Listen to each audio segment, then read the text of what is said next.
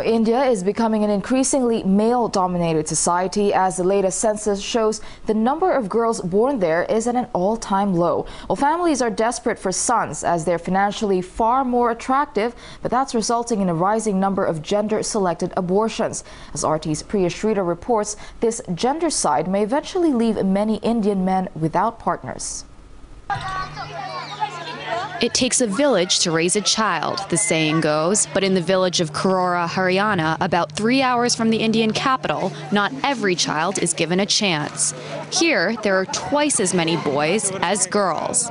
And according to the latest Indian census numbers, the trend of more boys is a national reality and no coincidence. And each family wants that the son, there should be at least one son who can look after the family business, who can look after the family name, and who can look after the parents when they are old.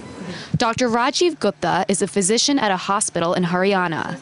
In India, sex-selective abortion and finding out the sex of a baby before birth are illegal.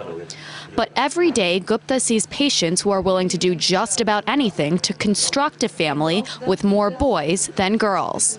Yeah, it's something which we run, and every doctor with an ultrasound runs into on a daily basis. You have people who come to you begging to get the sex of their child known, and there are people who have got their sex determination done and they want an abortion of the unborn female child. They are ready to pay you anything. While the villagers in Karora can't deny the statistics, few will talk about what is happening to all the baby girls. They do, however, admit that having boys is more attractive to them financially, especially when it comes to the Indian practice of a bride's family paying a dowry to the groom's family before their wedding. There are a lot of poor people in the villages who are mostly daily wage earners.